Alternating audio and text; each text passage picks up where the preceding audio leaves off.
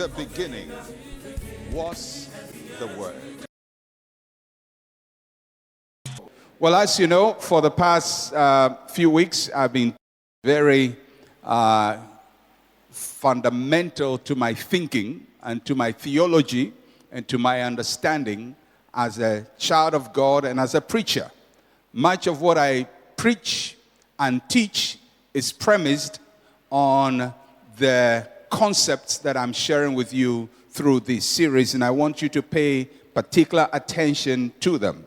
As I said earlier on when I began the series, I had preached this before years ago, but I have worked on the message again, expanded it, and actually I'm in the process of doing a book out of this. The material I have to share is so much, I cannot teach all of it Sunday by Sunday, otherwise we'll spend so many weeks just staying with this series. So a lot more will be in the book when it comes out, and I just want to encourage you, get this message, get the principles right, get it in your spirit, and become a doer of the word and not a hearer only.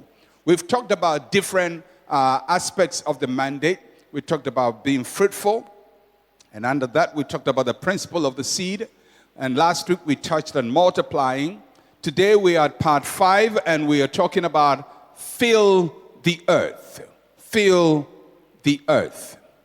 In the old King James Version, it says replenish the earth. And as a matter of fact, in terms of liking, I like the word replenish better than fill, because replenish sounds a bit more exotic than just fill. We fill things all the time. But the reason I'm not using replenish is because the meaning of replenish as it is rendered in the old King James Version does not exactly represent the meaning from the original Hebrew text.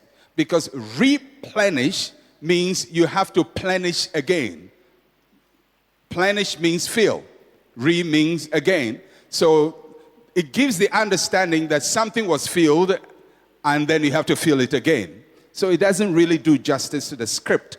The script actually means to fill, and that's all it means. So I think the New King James and other versions that say fill the earth do a better rendering than replenish the earth. However, I will use the word replenish and fill the earth interchangeably, bearing in mind the understanding I have related to you. If you didn't get all that I said, don't worry. When I'm preaching, I'm not just preaching to this audience, I'm also preaching to critics. So I have to be sure that I cover all my bases well. All right? Okay. All right, so let's get into the text. Genesis chapter 1, verses 26, also to verse number 28. Genesis 1, 26 to verse number 28. And we read, Then God said, Let us make man in our image, according to our likeness. Let them have dominion over the fish of the sea, over the birds of the air, over the cattle, over all the earth, and over every creeping thing that creeps on the earth. So God created man in his own image. In the image of God, he created him, male and female, he created them. Then God blessed them, and God said to them, Be fruitful and multiply, fill the earth and subdue it. Have dominion over the fish of the sea, over the birds of the air, and over every living thing that moves on the earth. Fill the earth. Last week, when I was talking about multiplying, I used the analogy of a musician who goes out to the studio, produces a work, a masterpiece. He gets the master tape, that's the fruit. But that fruit is valueless or useless until he goes out there to multiply or duplicate the fruit into many pieces that is multiplying. But can you imagine what happens if that musician has the master tape, he has duplicated, he has multiplied, then he goes to store all that multiplied tape in a warehouse. No work done. So after he has got the master tape, he has multiplied, he has to distribute. That is, fill the earth. He has to supply. He has to take what he has multiplied and take it to many places. That's the instruction God gave to Adam. You start by producing something, you multiply it, and you distribute it all over the world. So, what does it mean to fill? To fill means to occupy available space. To occupy available space. That space may already have been occupied by somebody, or it may be an empty space, but it must be occupied. Most of the time, the space you are supposed to occupy already has some people operating in that space. You will not be the first person to go to that place. So when God says, fill the earth, it means probably that there would have been people who took an early lead ahead of you, or it could be that the place is empty. So to fill means to occupy available space. Secondly, it means to overwhelm with your presence. To overwhelm with your presence being felt in a place. Many times that word that is used, fill the earth, is used in relation to the glory of God, where it says the glory of God filled a place, a tabernacle, or filled a person's life. It overwhelms a person. To fill means to occupy available space, and to overwhelm with your presence. So when God says, be fruitful, multiply, fill the earth, he means let your presence not just stay in a contained area. Go out. Let your presence be felt. Overwhelm. Fill available spaces and make sure that what you have with you goes beyond where you are geographically at a point in time. To fill has all these meanings. But we are not just told to fill, we are told what to fill.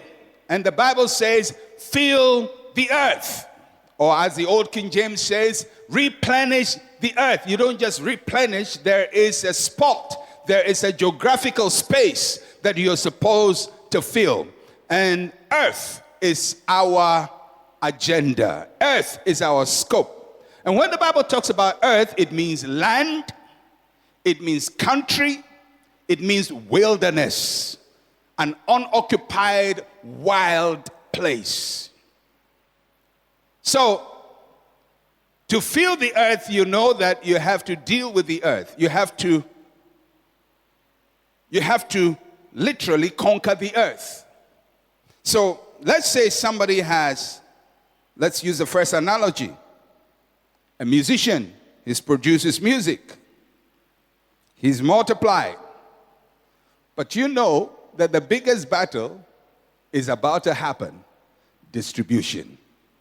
That is when you meet people who don't want you to spread. Because as far as you produce and multiply, it stays with you. When you are replenished or you are filling, that is when you are taking what you have and giving it to other people. And that is where you're going to have your greatest battles.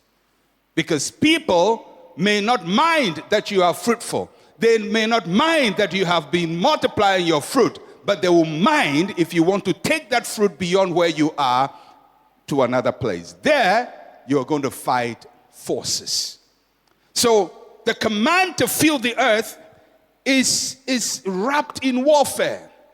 I can almost imagine, and I just want you to use the power of your imagination, that Adam, I don't know, I mean, we have an idea where the Garden of Eden is, but since I'm in Ghana, let me take some liberties here and assume that the Garden of Eden was in Ghana. Is that some place you can all agree? You wish the Garden of Eden was in Ghana. So let's say, for the purposes of my illustration, that the Garden of Eden is in Ghana. Accra. Agboboloshi.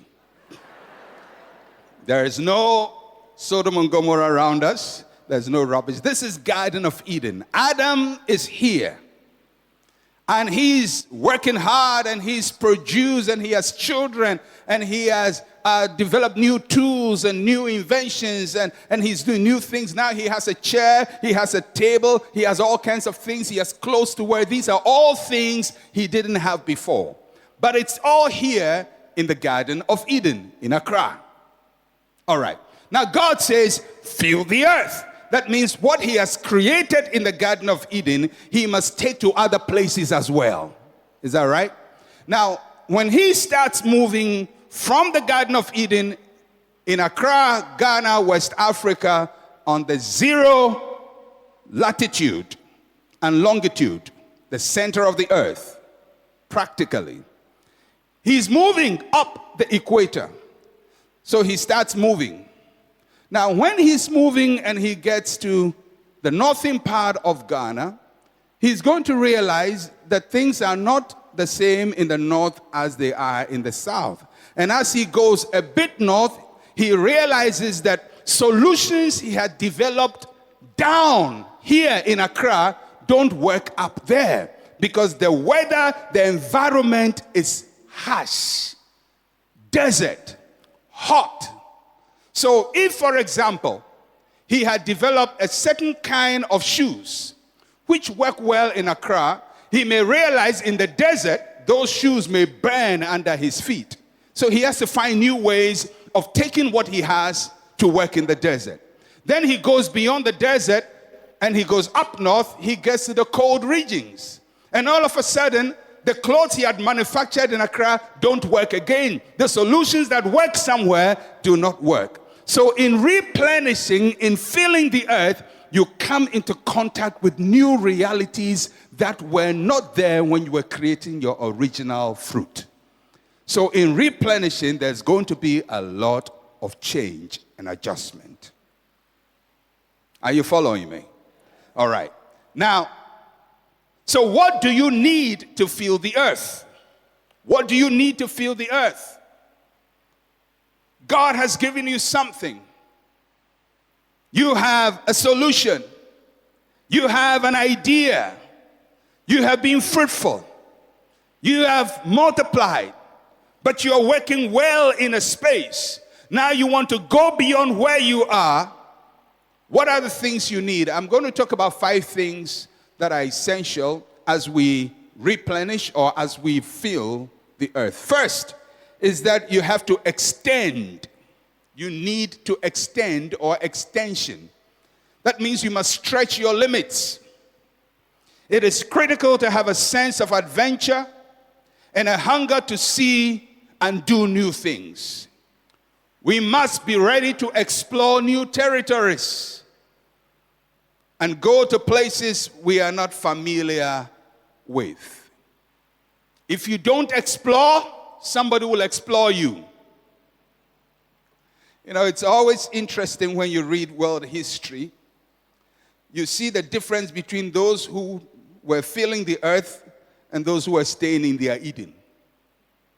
For example, we hear, for example, that Christopher Columbus was the one who discovered the New World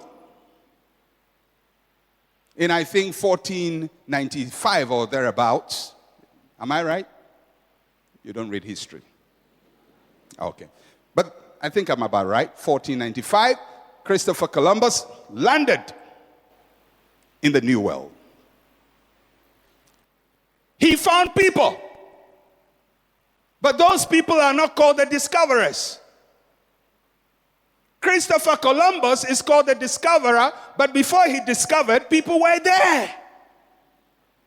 The people were waiting, going nowhere until somebody came and discovered them.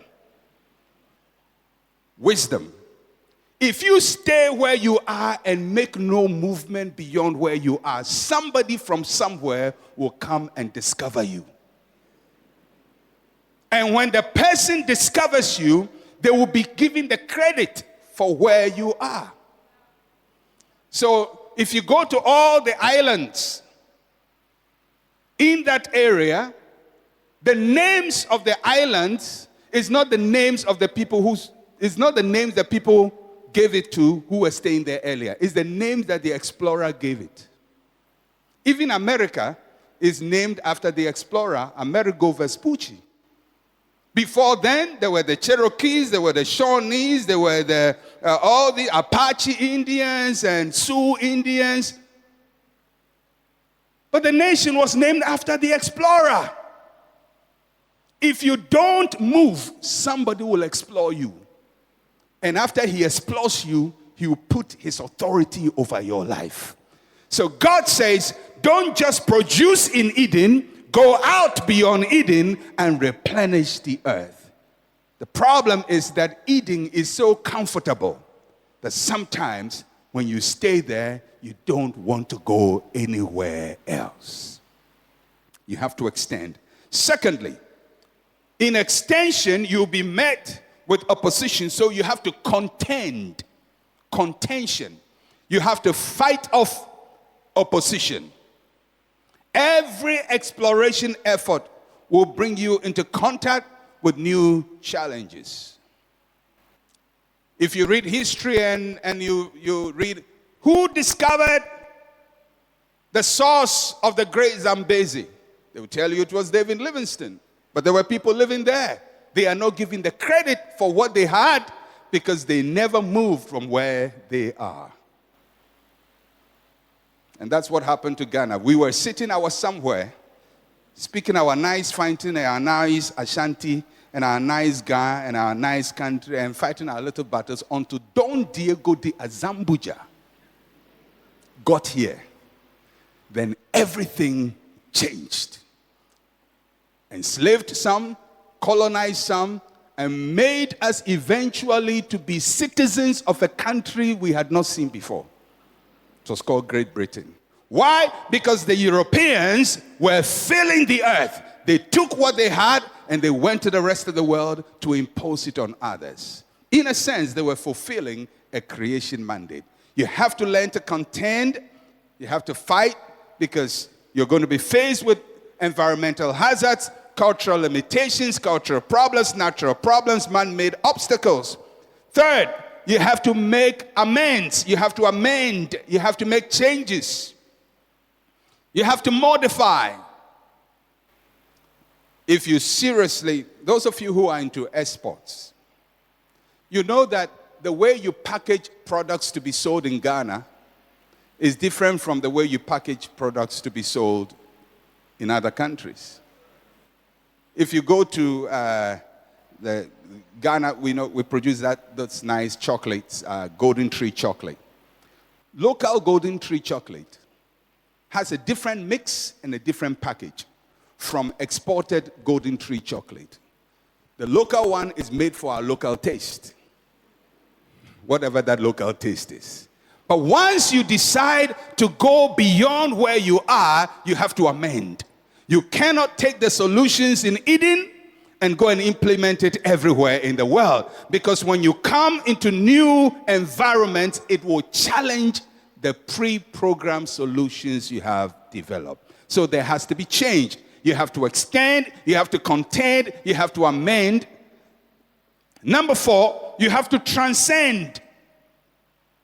What means? It means that you have to rise above the challenges. You have to surpass the existing systems. You don't amend and blend. You amend and transcend.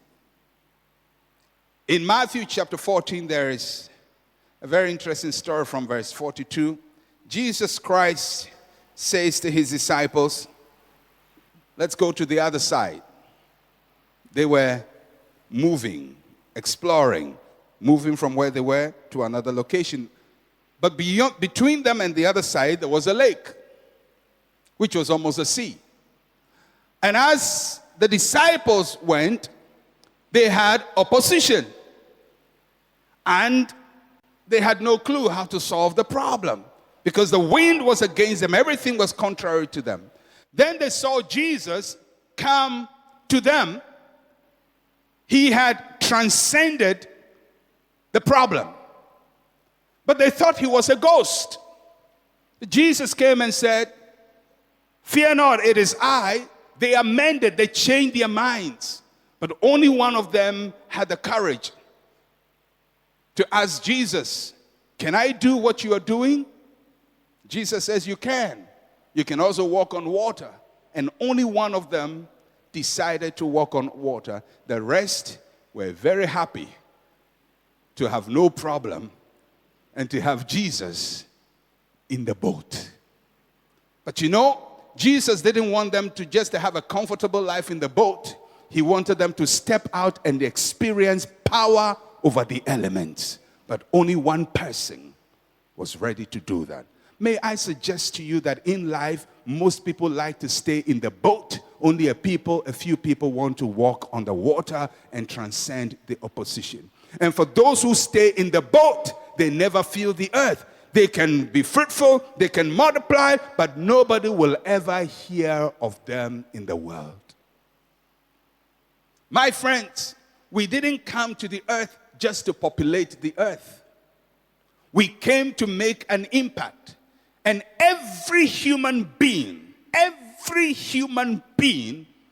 must leave an impact that goes beyond just the space he lives in.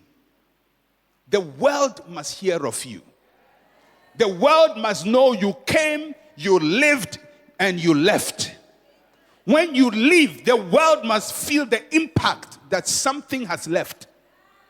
It shouldn't be that you come to this world, you die, and nobody feels it.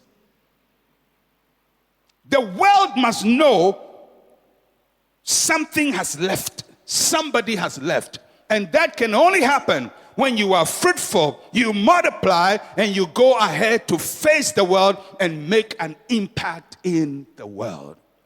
That which God has given to you, friends, listen to me. That little sewing business you have, you sit in your father's front porch and you sew those nice kaba or slate or whatever style is in vogue at that time. Or that little ability to cook and you make some yokogari and some nice plantain on your backyard. That little poultry farm you have, and you have a few chickens there and you take care of them. That little ability is not supposed to be imprisoned in the backyard. It is a world-class, global impacting ability. If you keep it in the boat, it will stay in the boat. But if you are ready to step out and walk on water, that ability from you will move from the boat and get to the world. May the world know that you are here. May your presence fill the world.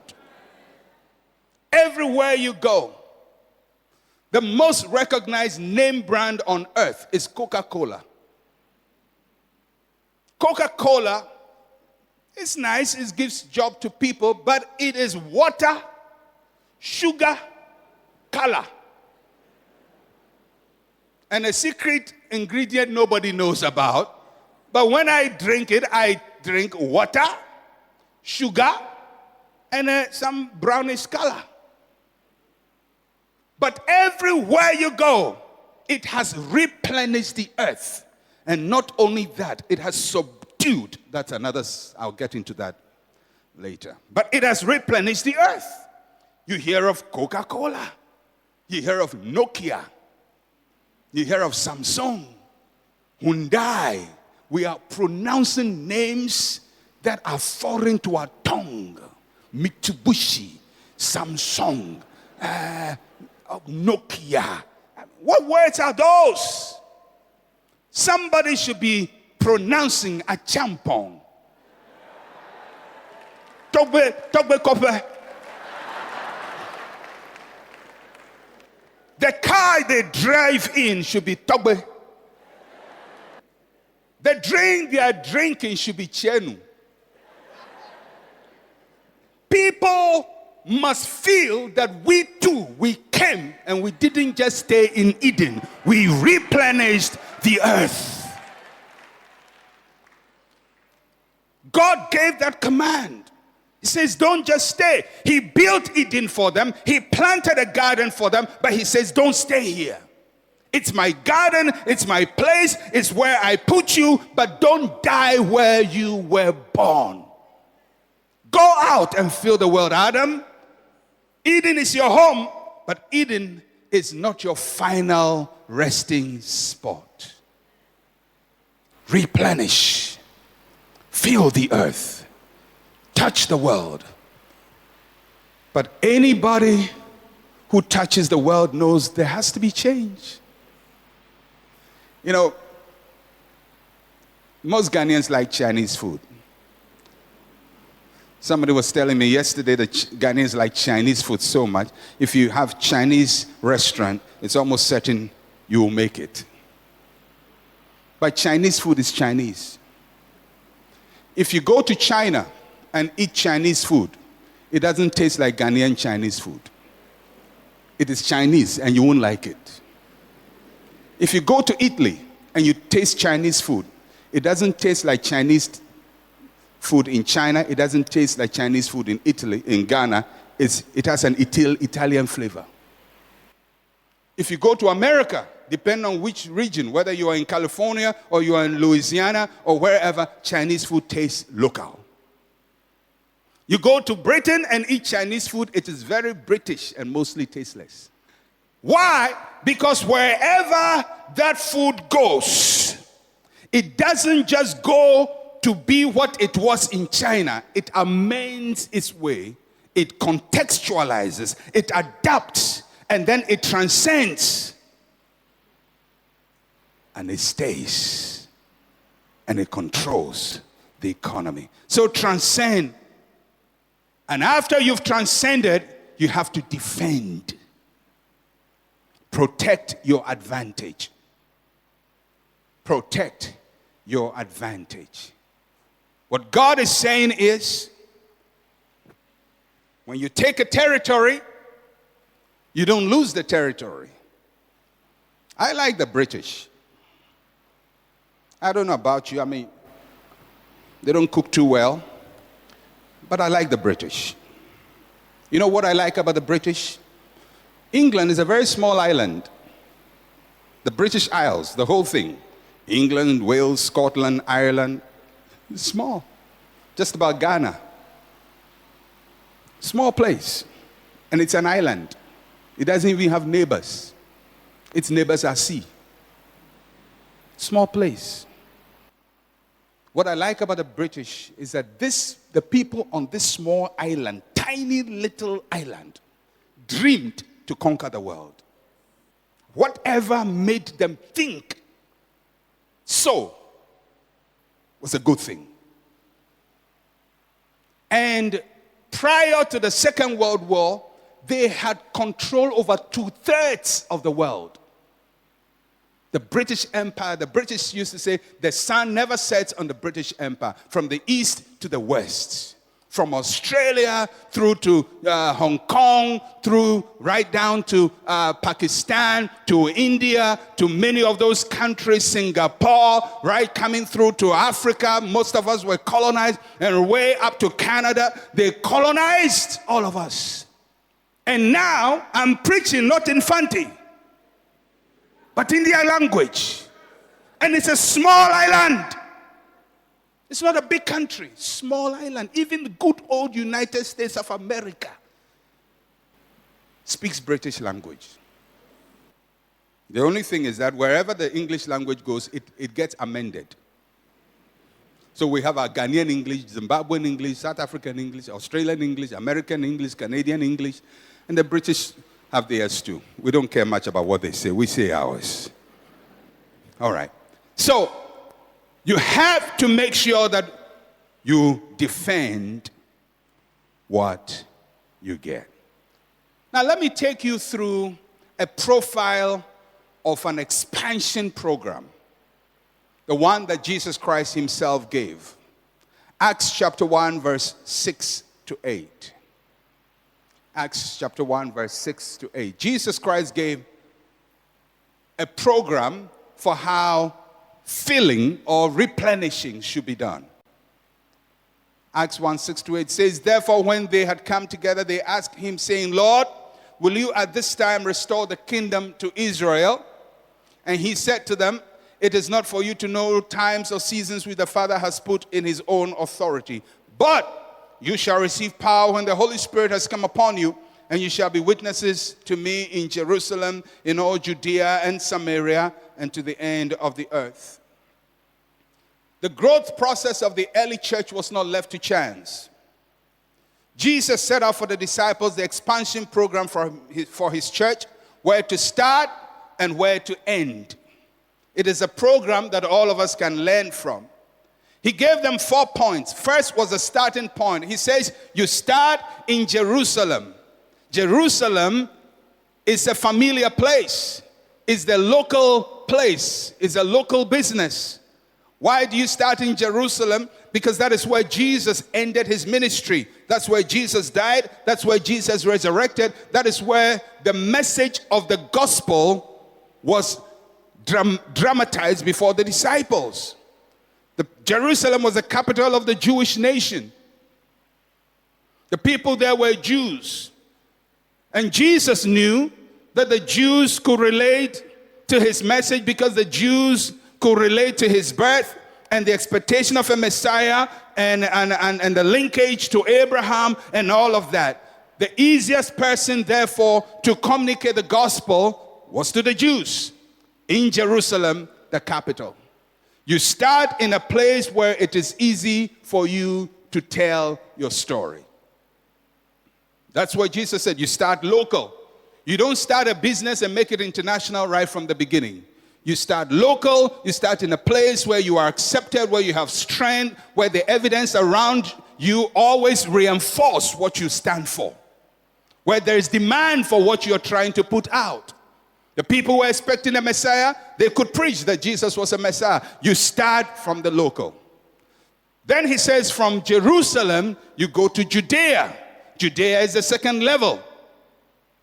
Judea is national because Judea was the name that was used to refer to the state of Israel, although they were in a dispersed state and they were also under colonial rule by the Romans. Judea was generally what was used to describe the place that the Jews lived. So he says you go national, you go local, and then you go national. You work with friendly allies, people who can understand you. Now, Jesus knew that in Judea, there may have been people who didn't know about him because those days there was no TV, there was no radio. Jesus was, in his ministry, was just there for 3.5 years. News didn't travel that fast as they do now. And so there will probably be people in Judea who had never heard about Jesus. So he says, when you have finished with Jerusalem, go to the larger space, but still within the Jewish community. That's your second. Then he gave them the third level, where to go to. He says you go to Samaria. Samaria was the third level. It is sub-regional. It's like ECOWAS, West Africa. You start from Accra, go Ghana, go ECOWAS. You have difficult rivals. The reason is because there's Samaria, in the days of the kings, was the capital of the northern divided state of Israel. You know, the kingdom was torn into two, and Samaria was the capital of the north.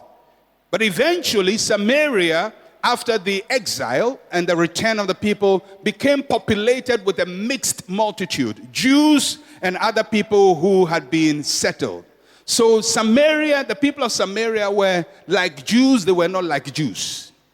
They had Jewish foundation, but they also were mixed with other cultures. So Jesus says, you work from strength, Jerusalem, where I resurrected, to Judea. People may not have heard of me, but they know what I represent. They speak your language. You can communicate to them. You go to Samaria. There are Jews there. They are a little different. They may not fully see eye to eye with you, but they are still people you can work with. So you start from Jerusalem, Judea, Samaria. Then he gives them the fourth, to the ends of the world. That's where you meet the foreign superpowers.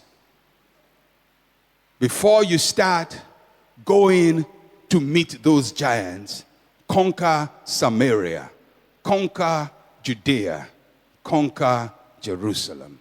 And if you look at the progression of the church in the book of Acts, it started from Jerusalem, it went to Judea, it went to Samaria, and it went to the uttermost parts of the earth. To other people who did not share Jewish values, did not believe in the Jewish Bible or the Torah, were not, had no value for Abraham, and did not think much of the Jews, because those days the Jews were slaves. And if you study the New Testament and discover the kinds of messages that were preached in all these places, the message preached in Jerusalem after the day of Pentecost is very different from the message that Peter preached to Cornelius, and that was preached to the Samaritans. And it's very different from the message that Paul preached to the Greeks and to the Romans. As a matter of fact, by the time Paul is preaching to the Romans in Acts chapter 17, his message was very different. In the Acts chapter 2, when Peter had to preach, he had to appeal to the Old Testament. Jesus of Nazareth, a man accredited by God, whom the Bibles, the Old Testament said, and according to the prophets, he could quote the prophets because the people believed the prophets. When they went to the Greeks don't believe in any Jewish prophet, so you can't quote any prophet because it's irrelevant. So what did Paul do?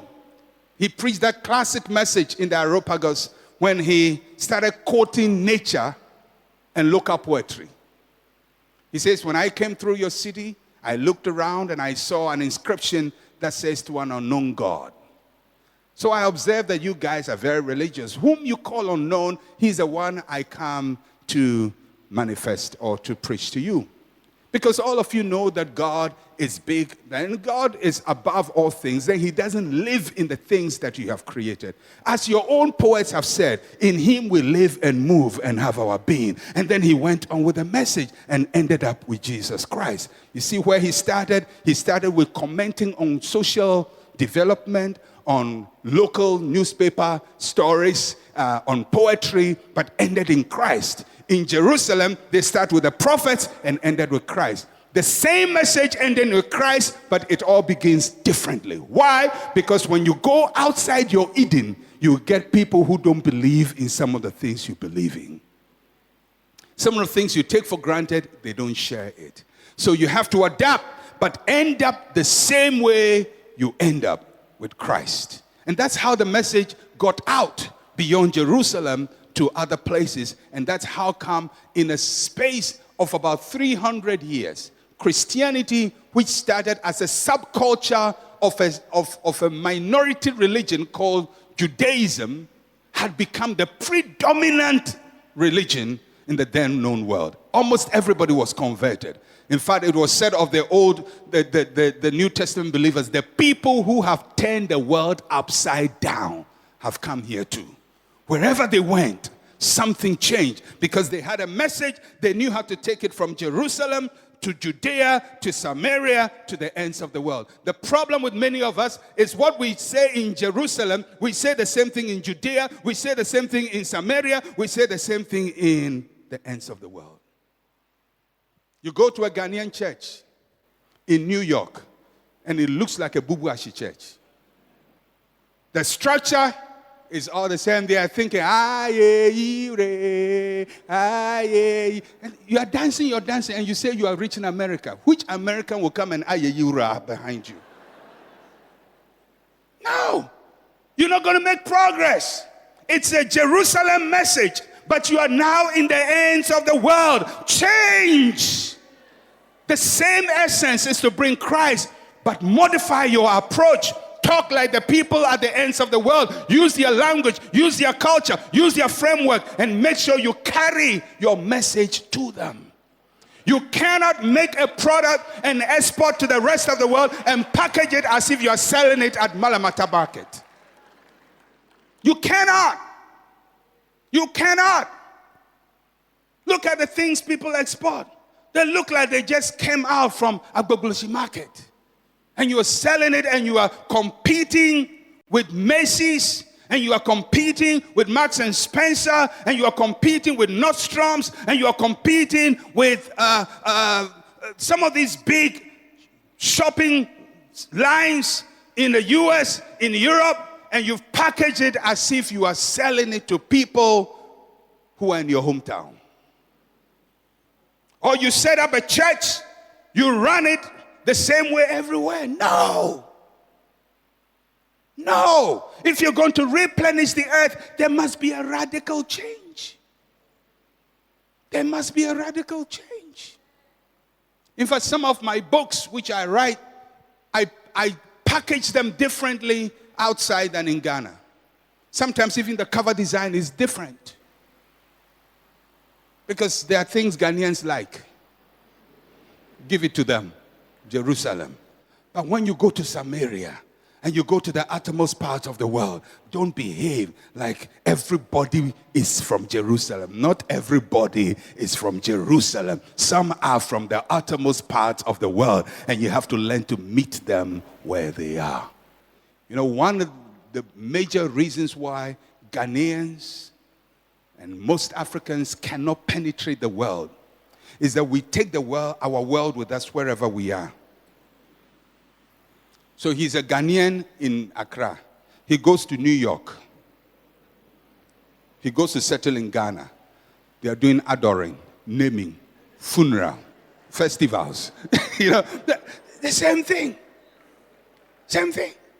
You go to their churches, it looks like some antiquated relics of history.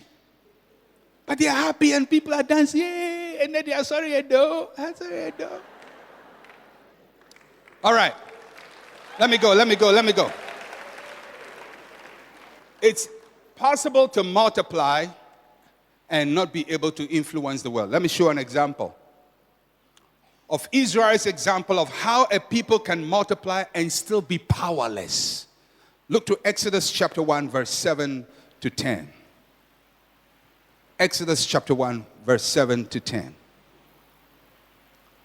Are you there? I have to run to make my time. Exodus chapter 1, verse 7 to 10. It talks about Israel in Egypt. And this is quite fascinating. I want you to take note of this. It says, but the children of Israel were fruitful and increased abundantly, multiplied, and grew exceedingly mighty. And the land was filled with them. Note that carefully. Mighty, multiplied, abundant, increase, filled the land. Verse 8. This is where trouble starts. Now there arose a new king over Egypt who did not know Joseph. Verse 9. Note this. And he said to his people, look, the people of Israel are more, everybody say more, and mightier, everybody say mightier, than we. Come, let us deal shrewdly with them, lest they multiply, and it happen in the event of war that they also join our enemies, and fight against us, and go up out of the land. This is an example of the kind of growth and expansion we should avoid. Because growth attracts attention. And if you don't have power and you grow too fast, you're going to get into trouble. There are a few things you would note about this. You see, the Pharaoh said, the people are more. Now remember, the children of Israel have been in bondage for about 430 years. There were 70 people when they went to Egypt. They were given their land in Goshen.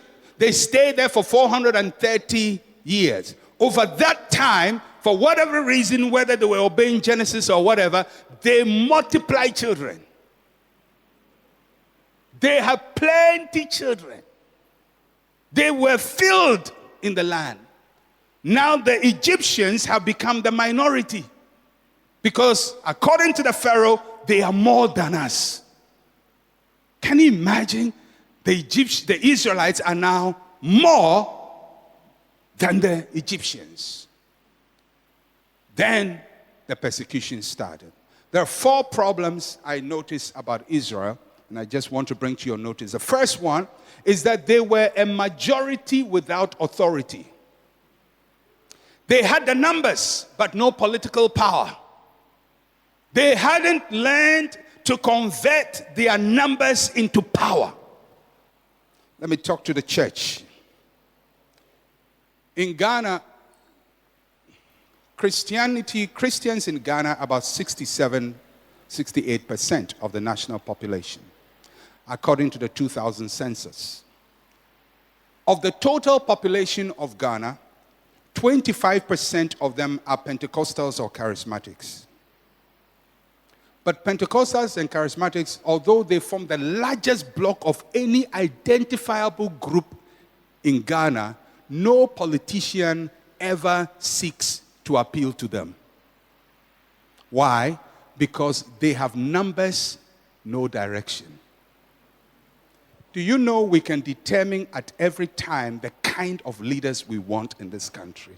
Instead of praying for it, we can make it happen.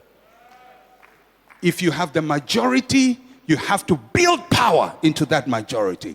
Israel had the majority, but they were just there going to Goshen, eating chewing their corn, eating kebab, just having a good life. Yeah, we've increased. Now we are the largest. We are more than these people.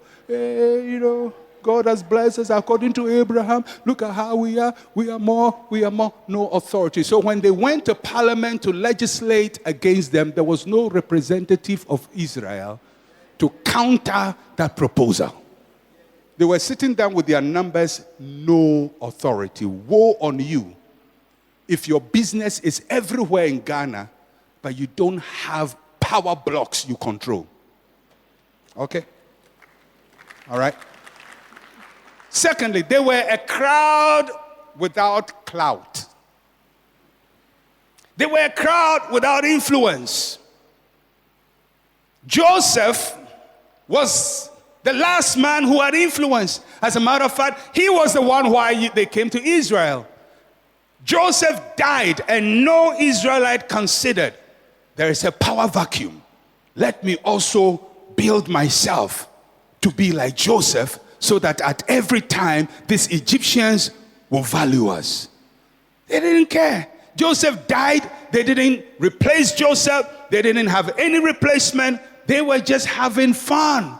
No influence. The last man of influence is dead, and a new king arose who didn't have much value for them. If you don't build consistent influence generation after generation, you reduce your power.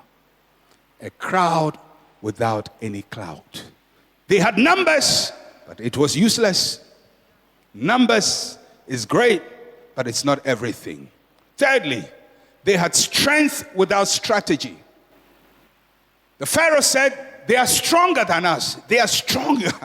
These guys are strong. I don't know why he concluded they were strong, but I can imagine with the blessing of Abraham upon them, these Jews were big giants, big muscles, eating meat. Remember the curse that came upon Egypt didn't touch them. So these guys are doing well. Everything is working well. Their land is prosperous. When there was famine, they had food to eat because Joseph made sure they had food to eat. And I'm sure they were giving lands to farm, and they were sheep rearers, shepherds. That's a lot of protein. So most likely they were big guys. But no strategy. Big muscle, yeah. Hey, what's up, man? Hey, good, what's up? It's like most Africans, strong, no strategy. Strong, no strategy. Everybody, as for strength, everybody concedes we are strong. Strategy, nil. So the Egyptian says, we have a strategy for them. We will deploy their strength to build houses for us. So they imposed rigors on them.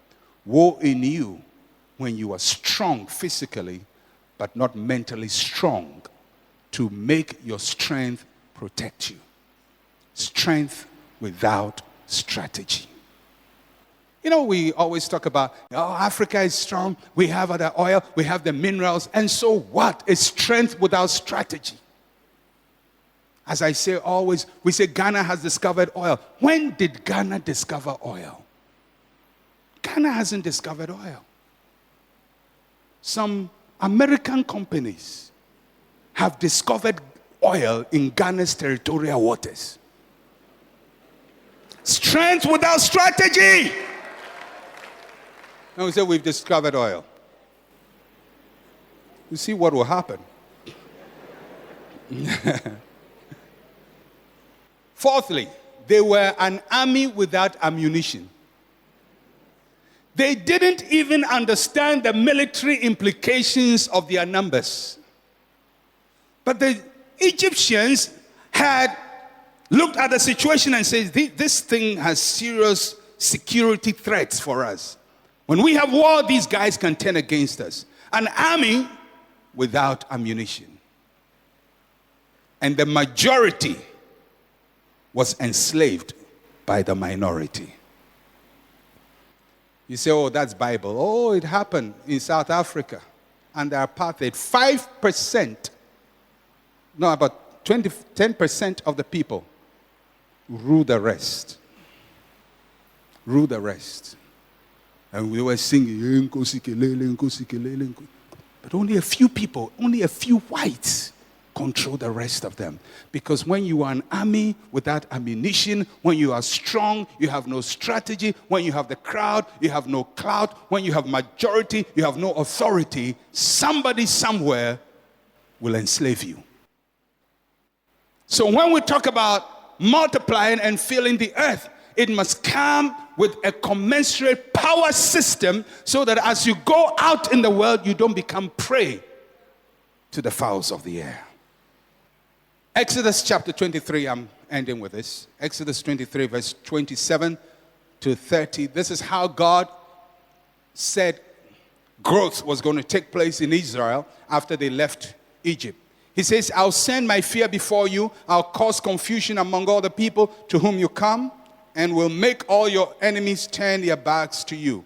And I'll send hornets before you, which shall drive out the Hivite, the Canaanite, and the Hittite from before you. I will not drive them all out before you in 1 year, lest the land become desolate and the beasts of the field become too numerous for you. Little by little I will drive them out from before you until you have increased and you inherit the land. There are two dangers of fast growth in this passage, and I'm going to touch on that and wind up. First is the danger of the desolate land. This refers to occupying space you don't have the resources and the capacity to control. The space is too big. You are attempting something too big at one time. You started from Jerusalem and you are jumping to the uttermost parts of the world. But you start from Jerusalem, go to Judea, Samaria, ends of the world. You don't start from Jerusalem and go to Samaria. You go systematically, and that's how God says growth must take place. Be careful that you don't try to occupy or do something that is so big. You start a business and you have branches all over and you have no system of supervision. You are in big trouble. You start a church, you plant branches in places you've never been to, you can't control it, you are in big trouble. You have to grow systematically. Systematically.